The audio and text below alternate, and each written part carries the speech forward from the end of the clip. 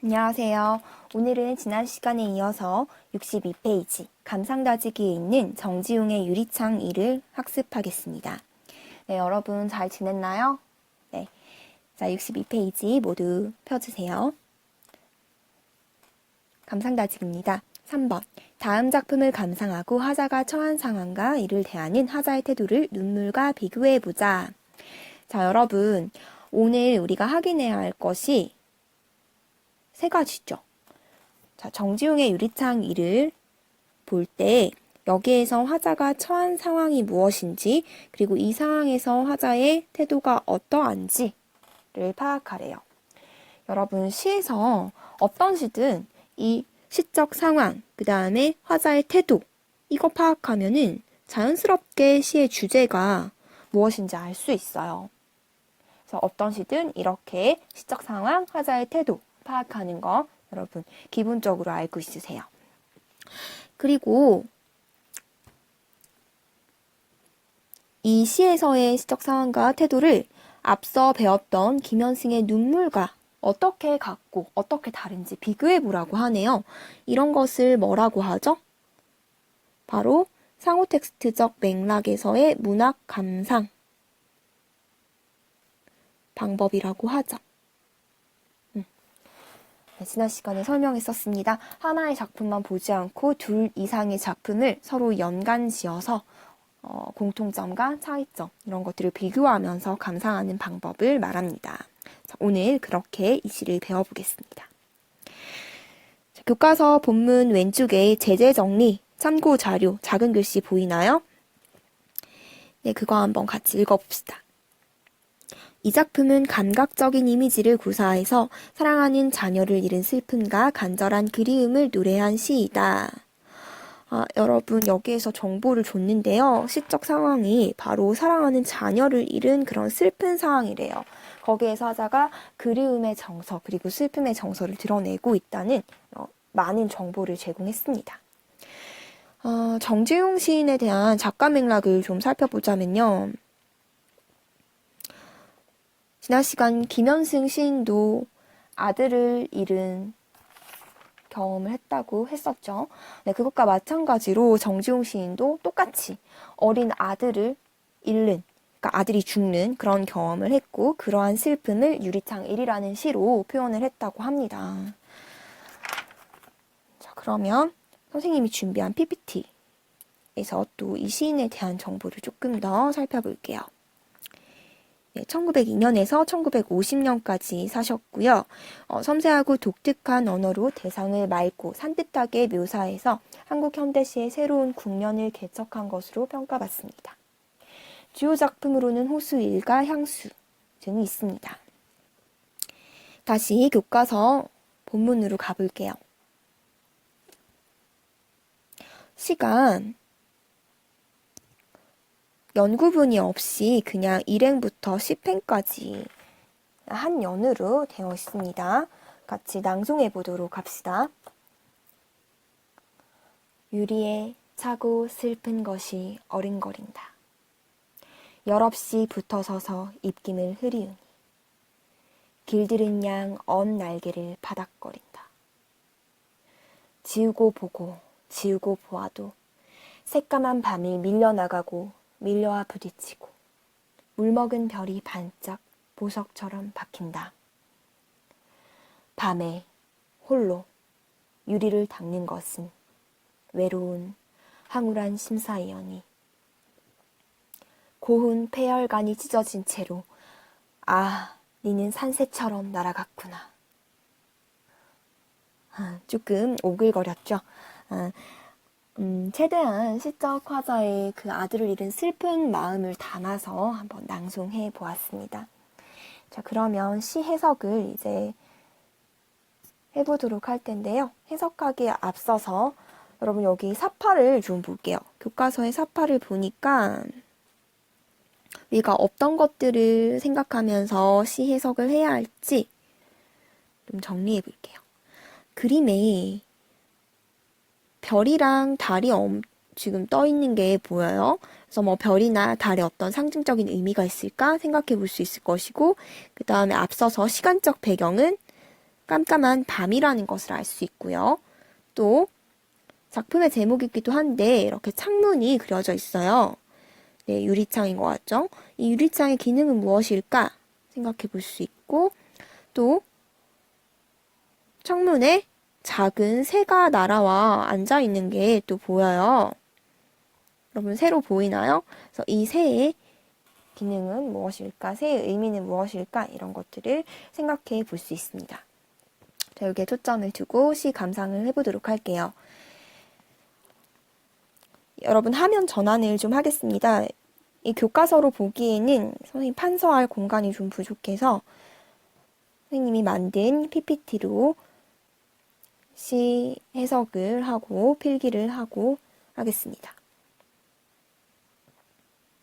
자, 교과서로 봤을 때는 연구분이 없었죠? 네.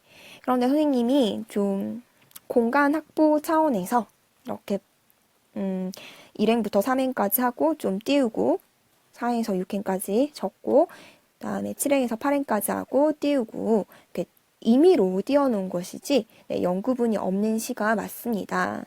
선생님이 필기하기 좀 좋게 하려고 여러분들 보기 편하게 하려고 임의로 띄워놓은 것입니다. 자, 그럼 가볼게요.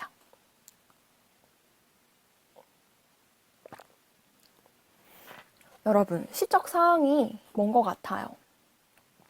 화자 뭐 하고 있습니까? 네, 밤에 유리창 앞에 서 있죠.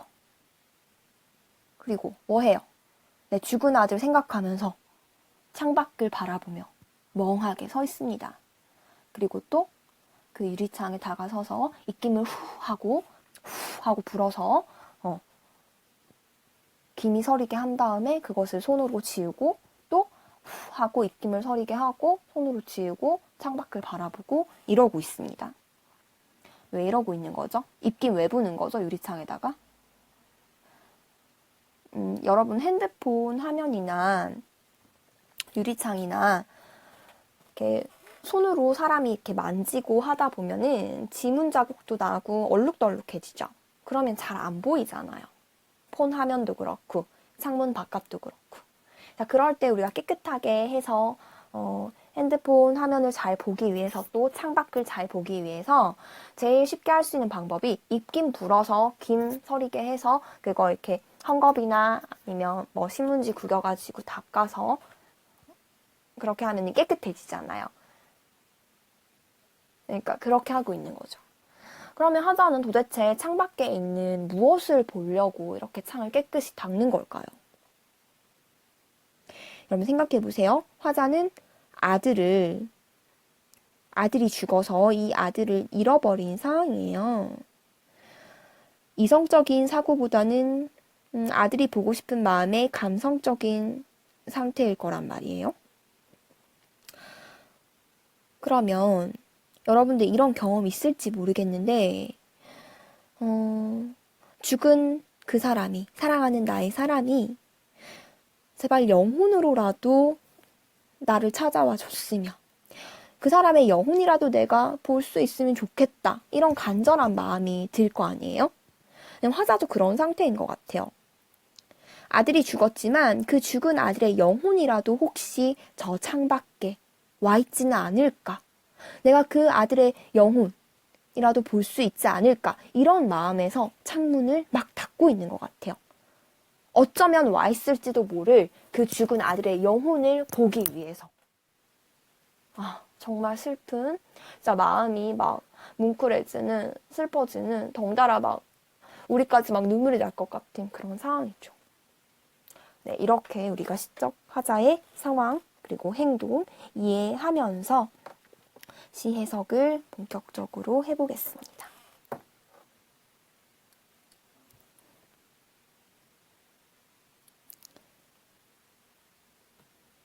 자, 이 시에서 작품의 제목이기도 한데 처음부터 나오고 있어요. 이 유리의 기능이 무엇일까? 이 시에서 유리는 이중적인 기능을 수행하고 있습니다. 어떤 기능과 어떤 기능일까요? 여러분 화자는요. 지금 방 안에 있어요. 창문 안쪽에 있습니다. 방 안에. 그런데 지금 죽은 아들이 와 있을지도 모르는 그런 공간은 바로 창 밖인 거죠. 창문 방 밖인 거죠. 이것도 이 유리창이 투명하기는 하지만 단단하니까 이 방 안과 방 밖을 확실하게, 즉 화자가 있는 곳과 죽은 아들이 있을지도 모르는 그 공간을 확실하게 나눠주는 역할을 해요. 그래서 화자와 죽은 아들을 단절시키는 기능을 합니다. 그런데요, 여러분, 이 유리의 속성은 투명해요. 투명하니까 바깥을 볼 수 있게 해줘요. 그렇죠. 단단하게 막아주지만 그래도 바깥을 볼 수 있게 해주는 그런 기능을 한다는 것이죠. 화자는 이 창문을 통해서 바깥에 있는 그 있을지도 모를 아들의 영혼을 보고 있습니다. 그래서 화자와 죽은 아들을 연결시켜주는 그런 상반된 기능도 하고 있다는 것이죠. 네. 화자와 아들을 단절시키면서도 연결시키는 이중적 기능을 하고 있습니다. 자, 그리고 그 유리창에 차고 슬픈 것이 어른거린다고 했어요. 이 차고 슬픈 것은 도대체 무엇일까요? 바로 입김이죠. 화자가 후 하고 부은 입김입니다. 그런데 이 입김이 마치 뭐 같다고 생각하는 거예요? 죽은 아이의 영혼.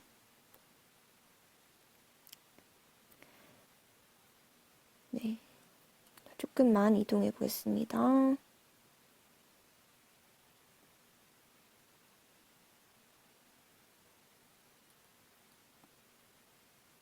지우려고 하는데 잘 안 되네요. 죽은 아이의 영혼 같다고 생각하는 거예요. 근데 우리 책에는 죽은 아이의 영상이라고 이렇게 정리가 되어 있습니다. 같은 말이죠. 환영, 영혼. 그것이 이제 입김이 희뿌여니까 마치 아들의 영혼처럼 보이는 거예요. 네, 그것이 어른거리고 있다. 그래서 화자는 지금 자기가 분 그 입김을 통해서 죽은 아이의 영혼을 보고 있는 것입니다. 그것이 마치 죽은 아이의 영혼 같다고 생각하고 있는 것이죠. 그래서 계속 화자는 이 창문에 붙어서서 입김을 창문에 흐리게, 입김이 서리게 하고 있습니다. 여러분, 여기에서 열없이라는 시어가 나왔어요. 화자의 이마에 열이 나지 않는다, 그 뜻일까요? 아니죠. 여기에서는 그냥 기운 없이, 힘 없이, 맥 없이 라는 그런 뜻일 거예요. 아들을 잃고 너무 슬픈 화자한테 무슨 힘이 있겠어요? 그냥 기운 없이 창문에 붙어서서 입김을 불고 그러고 있습니다. 그런데 여러분, 그 입김이요, 마치 길들어진 것처럼 언 날개를 파닥파닥거리고 있는 것처럼 보인대요. 자, 여러분, 언 날개? 무슨 입김에 날개가 있나? 아니잖아. 근데 이게 날개가 있는 것 같고, 이 날개가 파닥파닥거리는 것 같다? 날개는 뭐한테 있는 거예요? 새한테 있는 거잖아요. 그래서 여러분들 맨 10행에 보면은 맨 마지막에 니는 산새처럼 날아갔구나 했을 때 여기 산새라는 시어가 나오잖아요. 이 산새와 연결이 되는 거죠. 날개가, 그렇죠? 여기 3행에 나오는 날개는 10행에 나오는 산새와 연관이 되는 것이죠. 화자는 입김을 보고 또 이것이 새 같다고도 생각을 한 거예요. 이거 이해되나요? 응? 왜냐면 후하고 불면은 입김이 처음엔 동그랗게 서리잖아요. 크게. 근데 그게 조금만 시간이 지나면 끄트머리, 가부터 점점 사라져서 그 입김이 작아지잖아요, 김이. 그 모습을, 입김이 작아지는 그 모습을 새가 날개를 이렇게 막 날갯짓을 치면서 파닥파닥거리는 것 같다고 생각한 거예요. 네, 그래서 이렇게 표현을 한 것입니다. 그리고 또 여기에서 길들은 것 같이 라고 했는데, 이 길들었다는 것은 왜 그 새가 야생의 새가 아니라 사람한테 길들여진 새 같다는 거죠. 만약에 야생의 새라면 이렇게 인간한테, 화자한테 이렇게 막 날아올 리가 없는데 얘는 사람한테 길들여진 새 같이 막 화자한테 지금 유리창문에 막 날아와서 날갯짓을 치고 있다고 이렇게 표현을 한 거죠. 그러니까 마치 내 아이가, 죽은 아이가 아빠, 아빠 나야 하고 부르는 내 아들처럼 창가에 이렇게 다가오고 있다는 거죠. 다가오고 있는 것 같다. 이렇게 생각한 거죠. 그래서 길들인 것 같다라고 표현을 한 겁니다. 자, 이렇게 해서 1행부터 3행의 내용을 정리해 보자면 유리창의 어린, 죽은 아이의 영상인 것이죠. 입김을 통해서 죽은 아이의 영상을 보고 있습니다. 자, 다음 4행으로 갑니다. 지우고 보고, 지우고 보아도. 그 입김을 지우고, 불고, 또 지우고, 또 창밖을 봐요. 반복적인 행위죠. 아, 왜 이런 반복적인 행위를 하는 것 같아요? 보고 싶으니까 그러는 거죠? 네. 잠시만요. 필기를 해줄게요. 빨간색으로 하고 싶은데.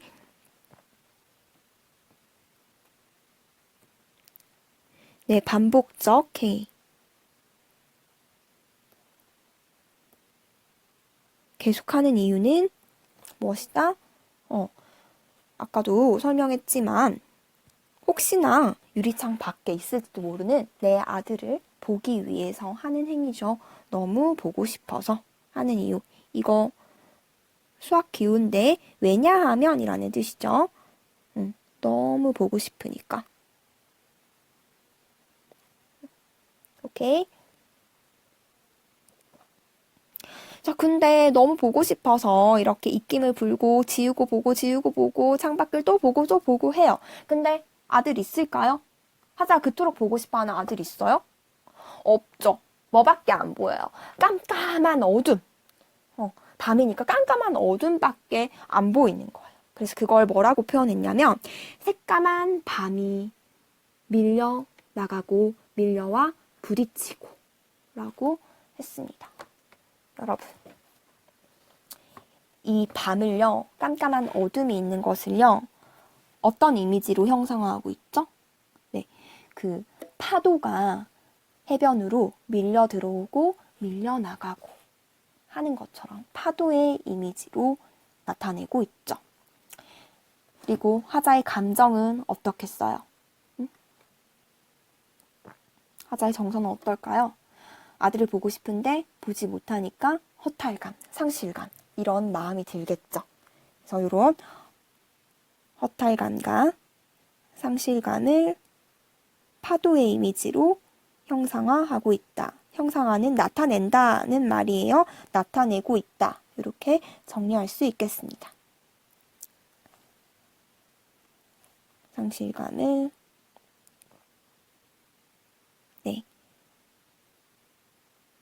파도의 이미지로 나타내고 있습니다.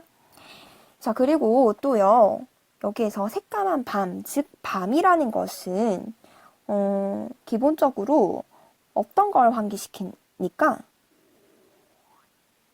절망, 그리고 죽음과 같은 것을 환기시키죠. 밤이라는 것은. 자, 근데 이 밤이 이렇게 절망과 죽음이라는 부정적인 의미만 갖고 있을까요? 그건 아닌 것 같아요. 한번 6행을 봐보세요. 밤이기 때문에 하자는 뭐를 볼 수 있으니까? 네, 하늘에 있는 별을 볼 수 있는 것이죠. 네, 별을 볼 수 있게 해주는 긍정적인 의미도 가지고 있어요. 이 밤은. 그래서 절망과 죽음이라는 부정적인 의미도 있지만 이 밤은 별을 볼 수 있게 하는, 볼 수 있게 하는 그런 긍정적인 기능도, 긍정적인 시간이기도 하다는 것이죠. 오케이. 자, 잠시 필기한 것을 좀 지우도록 하겠습니다. 좀 전에 필기한 것 좀 지울게요. 여기 6행에 대해서 설명을 하기 위해서. 자, 근데 여러분, 이 별이 의미하는 것은 무엇일까요?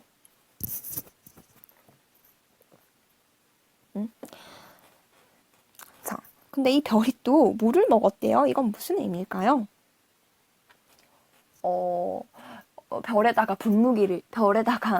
분무기로 물을 뿌렸나요? 그건 아니겠죠. 자, 화자의 눈에 마치 그 별이 물을 먹은 것처럼 보인다는 거예요. 그럼 지금 화자가 어떤 상태다? 네, 슬퍼서 죽은 아들 생각하면서 눈물을 흘리고 있는 상황. 그래서 화자의 눈에 눈물이 그렁그렁 고여있는 그런 상황이에요. 그런 상황에서 별을 보면은 그 별빛이 퍼져서 보이죠. 빛이 퍼져서 보입니다. 그것을 이제 물 먹었다고 표현한 거예요. 화자의 눈에 눈물이 있다는 것을 알 수 있습니다. 자, 그것이 별이 반짝반짝 빛나니까 보석처럼, 반짝이는 보석처럼 화자의 눈에 와서 박혔다, 보인다는 것이죠. 자, 그런데,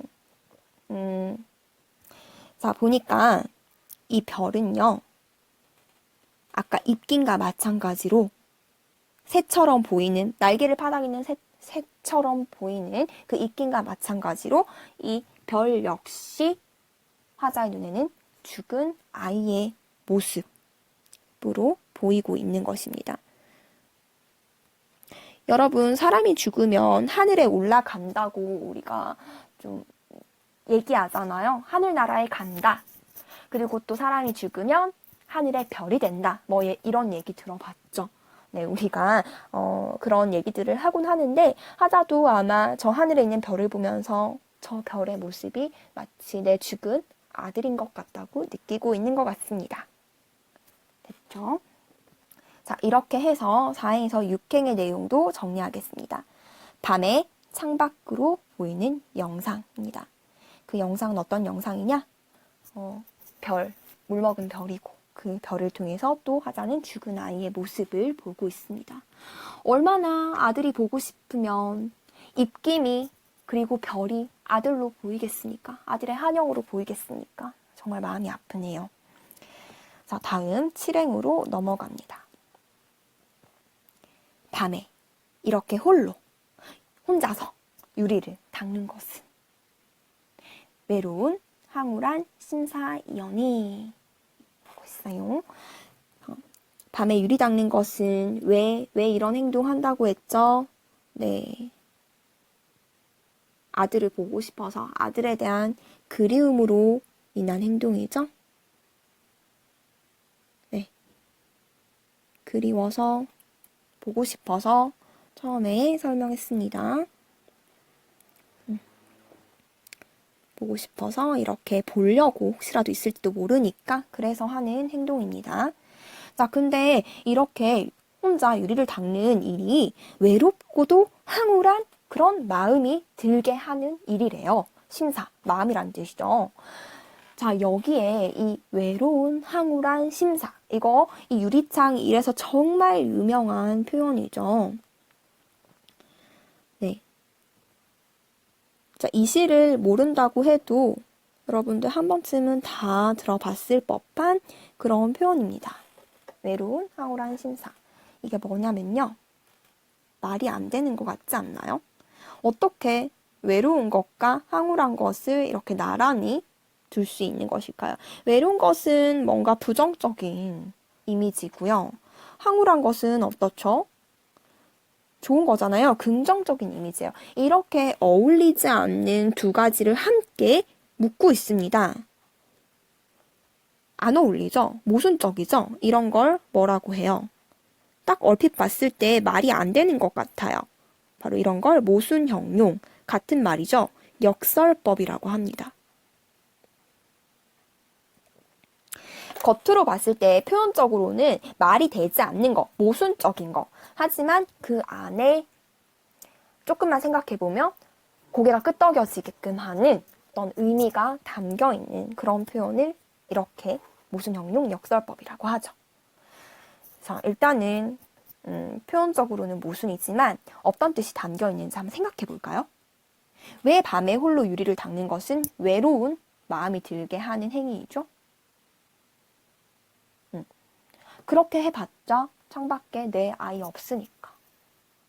죽은 아이 볼 수 없으니까. 외로운 마음이 들게 하는 그런 일이죠. 자, 그러면 왜 또 황홀한 마음이 들게 하는 것일까? 그쵸? 입김으로나마, 환영으로나마, 죽은 아이의 그냥 환영으로나마 이렇게 아이를 만날 수 있게, 볼 수 있게 해주는 일이니까요. 행위니까요. 네, 그래서 외롭기도 하지만 황홀한 마음이 들게도 하는 일입니다. 실제로는 볼 수 없으니 외롭지만 환영으로나마 볼 수 있으니 황홀한 마음이 느껴지게 하는 것이죠. 네, 그렇게 해서 이런 복합적인 하자의 감정으로 인해서 이렇게 유명한 역설적인 표현이 탄생하게 되었습니다. 그리고 또 이것을 뭐라고도 하냐면 감정의 대위법이다 라고도 얘기해요. 적어볼게요. 이런 표현을 감정의 대위법이라고도 합니다. 이런 말은 좀 처음 들어본 친구들이 많을 것 같아요.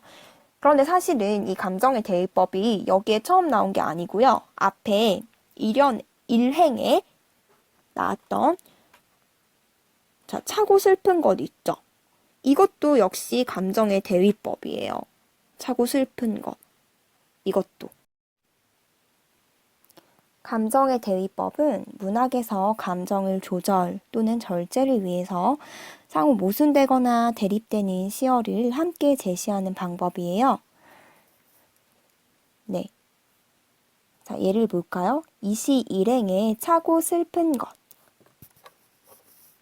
슬픈이라고 하는 화자의 정서를 차갑다라는 슬픔과 반대되는 느낌의 이런 감각, 차가운 감각을 사용해서 슬픔의 감정을 절제시키고 있어요.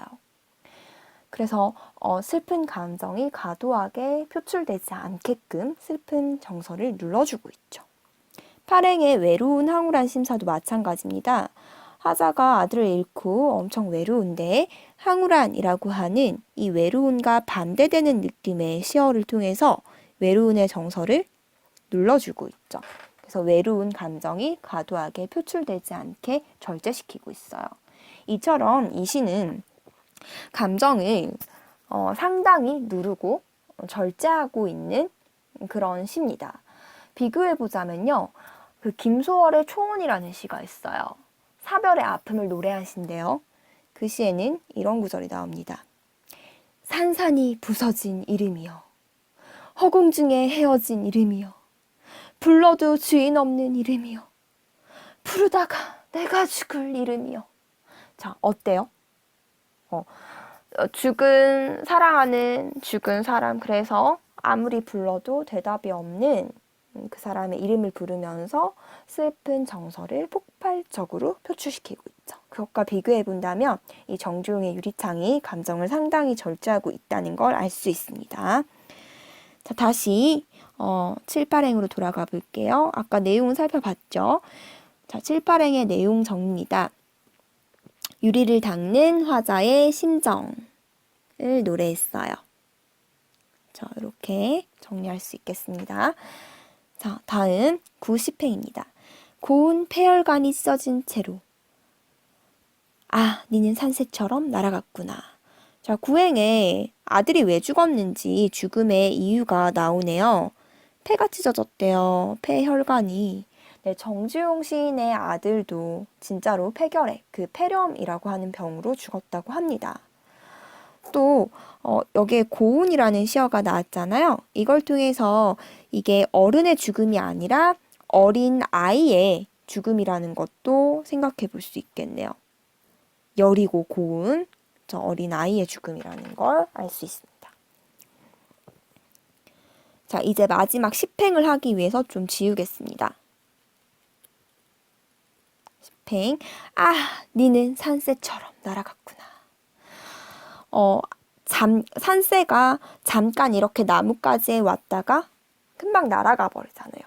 그런 것처럼 너는 이 잠깐 왔다 가는 산새처럼 나에게 잠깐 왔다가 아주 빨리 떠나버렸구나, 죽어버렸구나 라는 탄식을 하고 있습니다.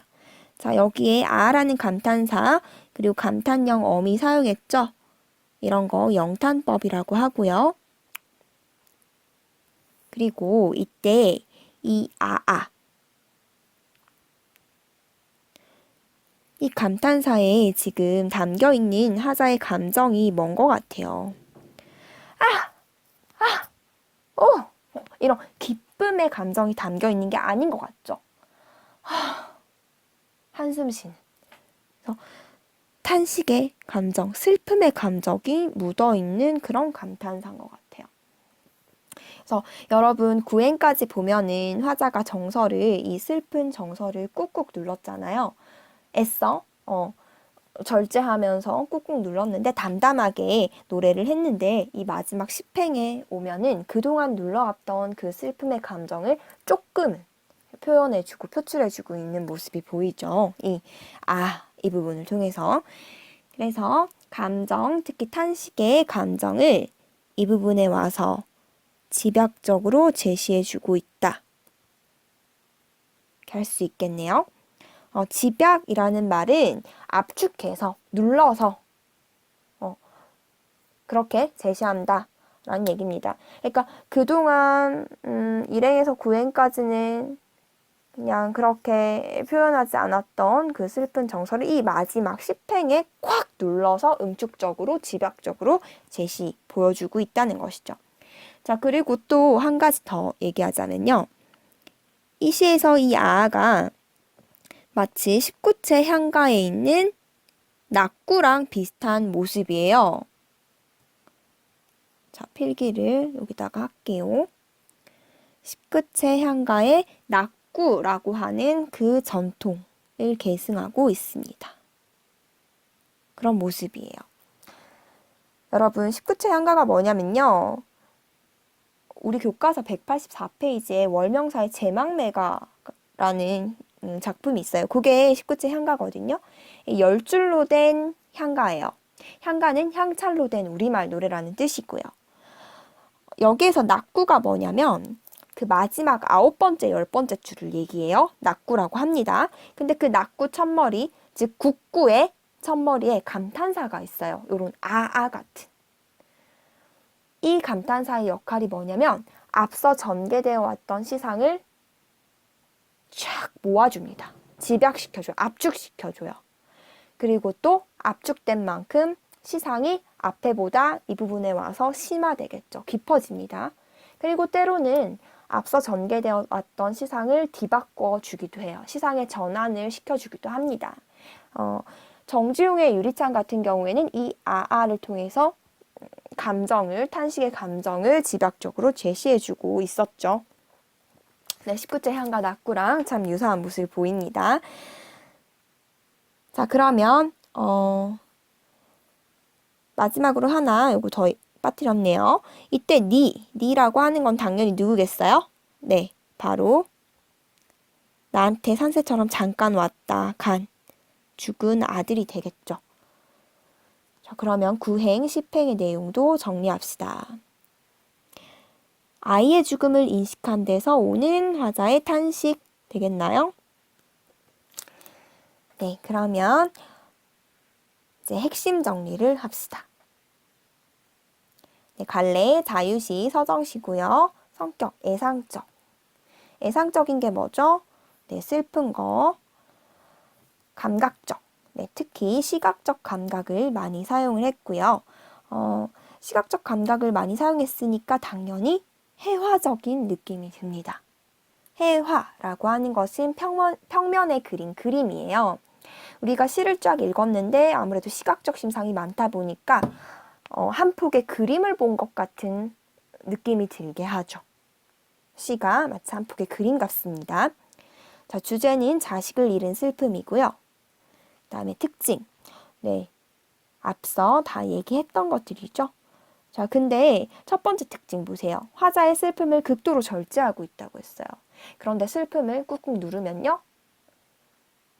슬픈데 슬프지 않은 것처럼 담담하게 덤덤하게 얘기하면요. 오히려 역설적이게도 그런 모습을, 슬픔을 꾹 참고 있는 화자의 모습을 봤을 때 오히려 더 슬프게 느껴지죠. 슬픔이 극대화되는 효과가 있습니다. 네, 나머지는 앞에서 얘기했던 것들이에요.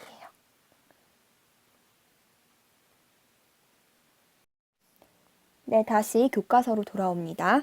3번 문제의 답을 해봅시다. 정지용의 유리창 일과 김현승의 눈물에서 하자가 처한 상황과 그리고 하자의 태도를 비교해 봅시다. 네, 두 작품의 하자는 모두 자식을 잃은 똑같은 상황에 처해 있죠. 그런데 눈물의 하자는 슬픔을 신의 은총으로 받아들이면서 그 슬픔을 극복하고 있는 모습입니다.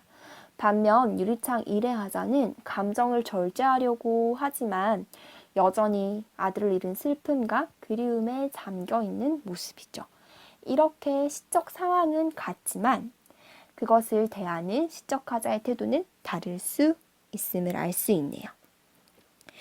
자, 이렇게 학습을 끝내고 4번 문제는 스스로 한번 해보십시오. 그리고 63쪽 감상을 마치며 여기에 이제 본문에 학습한 내용이 잘 정리가 돼 있어요. 그래서 감상의 정리와 지식 참고를 반드시 꼭 읽어보도록 하십시오. 그러면 선생님은 맨 밑에 있는 더 읽어보기 작품 소개를 조금 하고 마치도록 하겠습니다. 여러분 본문에서 김현승의 눈물을 배웠잖아요. 왼쪽으로 보면은 같은 작가의 다른 작품으로 가을의 기도를 제시했습니다. 그리고 오른쪽으로 가면 화자의 태도가 유사한 작품으로 이형기의 낙하를 제시했고요. 네, 그러면 왼쪽에 있는 김현승의 가을의 기도부터 볼게요. 네, 가을을 맞아 고독을 통해 삶의 진실을 추구하려는 화자의 소망을 표현한 시고요. 작가가 소재로 사용한 열매의 의미를 눈물의 의미와 한번 비교해 봅시다. 선생님이 PPT를 준비했는데요. PPT로 볼게요. 자, 제목에서 이미 설명이 다 끝날 것 같아요. 가을의 기도잖아요. 가을에 기도한다는 것입니다. 그러니까 여러분 기도 당연히 어떤 자세로 하겠어요? 경건한 자세로 하겠죠. 그래서 시 전체가 경건한 자세로 되어 있고요. 그 다음에 기도니까 어마하게 하소서, 어마하소서, 소서, 소서, 하소서, 하소서. 자, 이런 기원의 어조로 되어 있습니다. 기도하는 어조로 되어 있습니다. 자, 그러면 화자가 가을에 도대체 무엇을 하고 싶은지 볼까요? 네. 일연에서 가을에는 기도하게 하소서라고 했죠. 네, 바로 기도를 할 수 있게 해달라는 겁니다. 네, 기도하는 그 내용이 첫 번째, 기도를 할 수 있게 해달라. 낙엽들이 지는 때를 기다려 내게 주신 겸허한 모국어로 나를 채우소서. 네, 기도를 할 때 영어로, 프랑스어로, 독일어로 하는 것이 아니라 우리 한국어로 기도를 풍성하게 할 수 있게 해주세요. 기도를 하네요. 2연. 가을에는 사랑하게 하소서. 네, 또 신에게 비는 것이 사랑이래요. 오직 한 사람을 택하게 하소서. 이때 오직 한 사람이라고 했는데 그렇죠. 여러분 사랑을 할 때 한 사람만 사랑해야지 여러 사람을 막 동시에 사랑하거나 이 사람 좋아하고 저 사람 좋아하고 하면 되겠나요? 이게 무슨 갈등과 눈물의 씨앗이죠. 네, 그렇게 하면 안 되고 딱 한 사람을 택해서 사랑할 수 있게 해주세요. 이때 한 사람이라는 것은 절대자인 신일 수도 있고요. 또는 진실한 사람일 수도 있겠죠. 그 다음 우리 학습 활동에서 파악하라고 했던 거예요. 그 가장 아름다운 열매를 위하여 이 비옥한 시간을 투자할 수 있게 해주세요. 라고 했어요. 자, 그러면 이 열매라는 것은 뭐를 의미하는 걸까요? 바로 시간을 투자해서 얻을 만한 가치가 있는 것이니까 하자가 추구하는 삶의 진실이라든지 아니면 삶의 깨달음 같은 것을 의미한다고 할 수 있겠습니다. 네. 다음 3년. 가을에는 홀로 있게 해주세요. 네, 하자가 또 원하는 것, 신에게 바라는 것은 혼자 있게 해달라는 겁니다. 즉, 고독의 시간을 갖게 해달라는 거예요. 왜? 고독은 좋은 게 아니잖아요, 일반적으로 생각했을 때. 외로운 거 좋아하는 사람 있어요? 없죠? 근데 하자는 지금 고독하게 혼자 있게 해달라고 했어요. 왜? 고독을 통해서 뭐 할 수 있는데. 아까 얘기했듯이, 이연에서 얘기했듯이 뭐 할 수 있으니까 가장 아름다운 어떤 열매를 얻을 수 있으니까. 삶의 진실이나 삶의 깨달음을 얻을 수 있으니까 라고 연결이 되죠. 마저 보면 나의 영혼, 굽이치는 바다와 백합의 골짜기를 지나 마른 나뭇가지 위에 다다른 까마귀 같이 혼자 고독하게 있게 하소서 라고 했어요. 자, 이때 뭐 굽이치는 바다 같은 경우에는 굽이치는 바다는 뭘까요? 인생으로 얘기한다면 이것은 뭐 시련, 인생의 시련과 역경 같은 것을 의미하는 것일 것이고, 근데 이거를 지나가면 백합에 또 골짜기가 있대요. 백합이 핀대요. 꽃, 백합꽃 알죠? 근데 이거는 어떤 뭐 삶의 행복, 기쁨 같은 거. 근데 이 시련과 역경과 행복을 다 지나서 마른 나뭇가지에 앉아있는 이 까마귀. 이건 어떤 느낌이에요? 네, 고독한 느낌이 들지 않나요?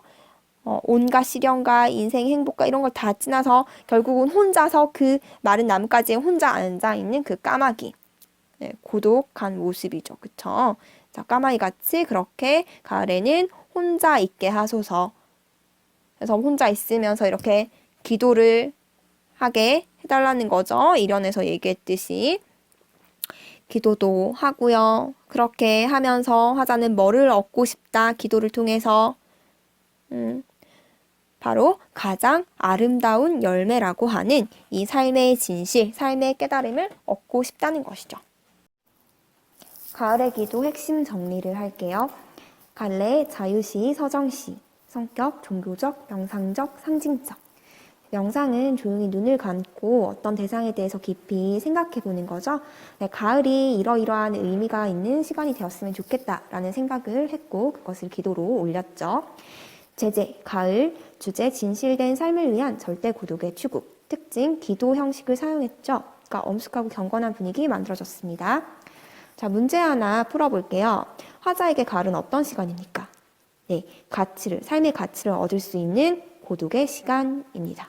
그래서 여기서 이 고독이라는 것은 나쁜 의미가 아니라 아주 긍정적인 의미를 지니는 거죠. 왜냐하면 삶의 진실이나 삶의 깨달음을 얻을 수 있는, 얻기 위해서 반드시 필요한 거니까요.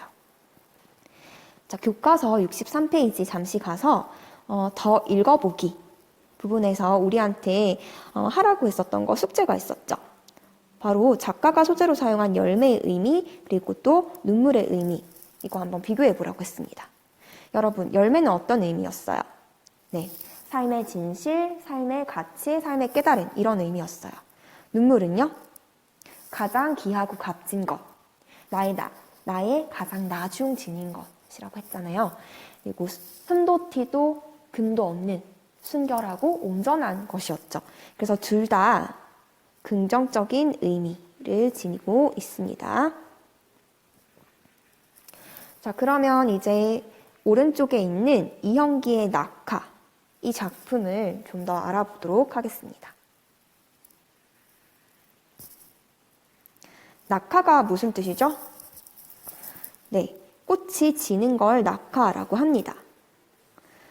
바로 1년부터 갈게요.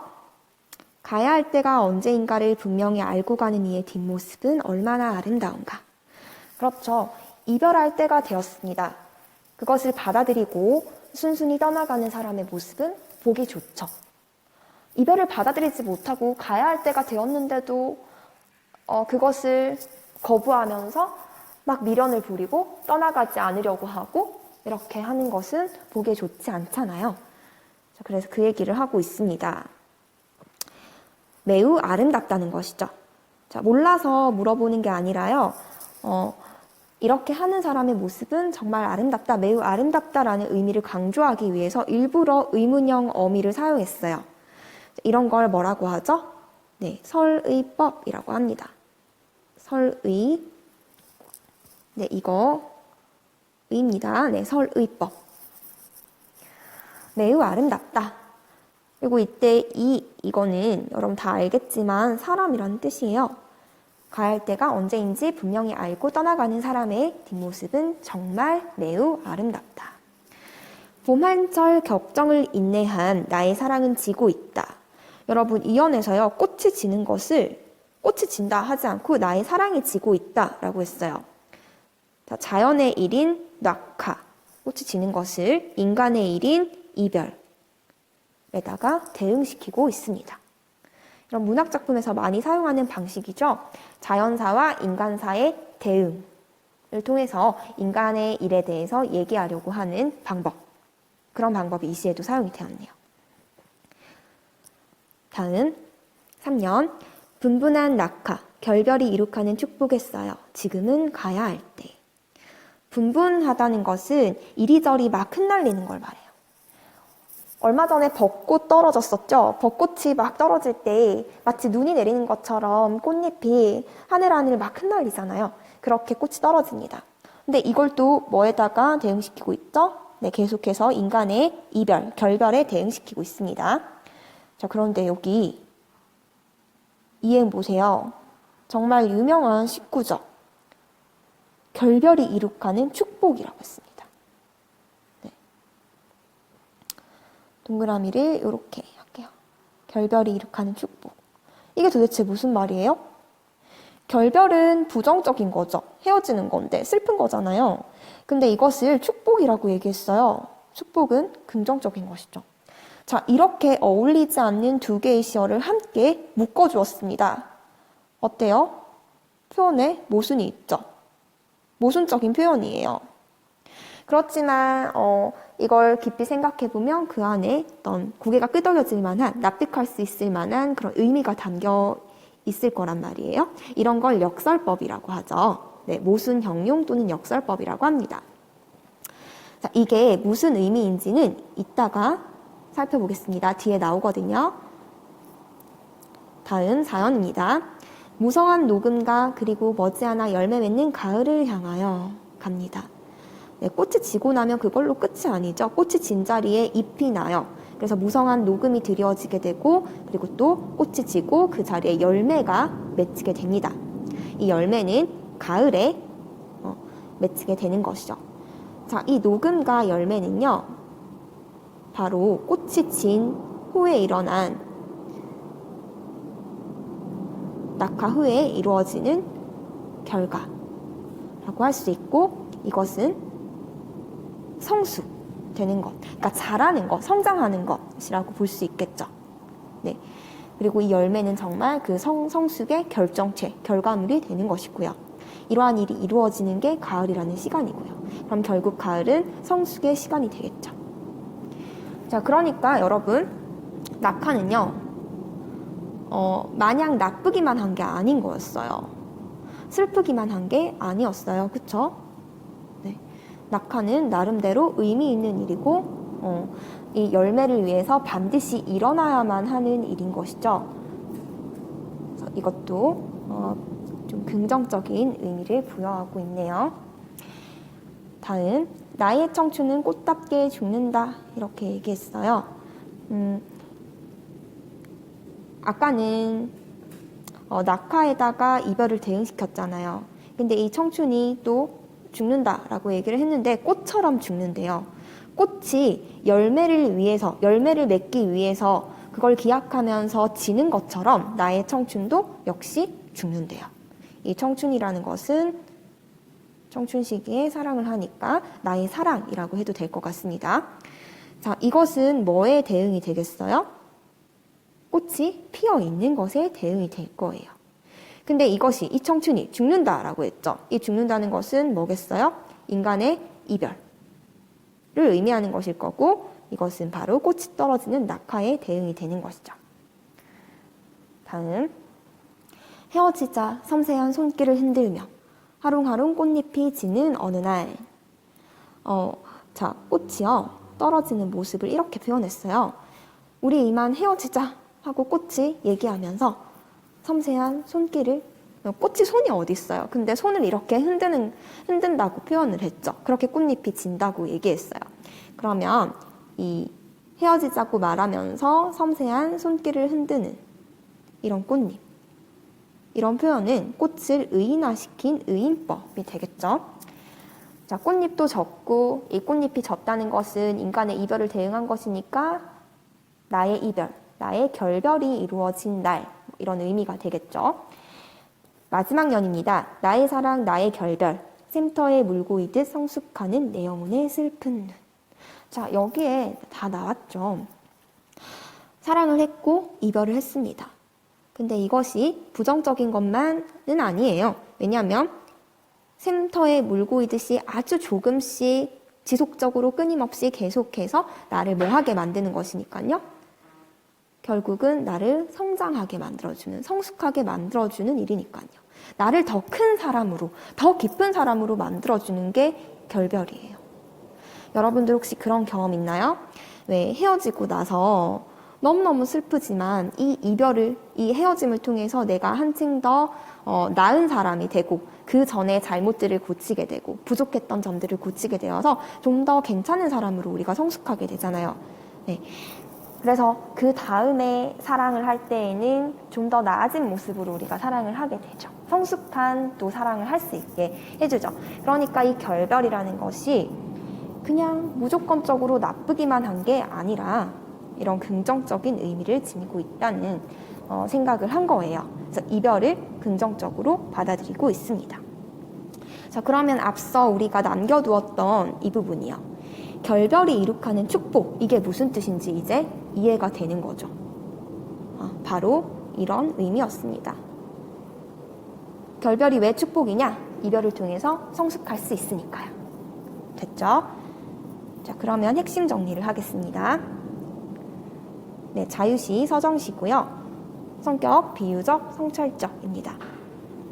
제재 낙하고요. 주제 이별을 통한 내적 성수. 특징 자연현상으로부터 인생사의 의미를 발견하는 것. 네, 꽃의 낙하를 인간의 이별에다가 대응을 시키고 그 다음에 열매 맺는 것을 인간의 성숙에 대응을 시켰죠. 이별에 긍정적인 의미 부여하고 있었습니다. 그래서 그 이별을 극복하는 모습을 보여주고 있죠. 자, 그러면 확인 문제를 풀어볼게요. 꽃이 피는 것에 대응되는 인간의 일은 무엇일까요? 바로 사랑하는 것이죠. 그럼 꽃이 지는 것에 대응되는 인간의 일은요? 낙하에 대응되는 것? 네, 이별, 결별입니다. 꽃이 지고 나서 열매를 맺는 것에 대응되는 인간의 일은 네, 바로 내적 성숙이라고 할 수 있겠죠. 네, 오늘 수업 여기까지입니다. 수고하셨습니다.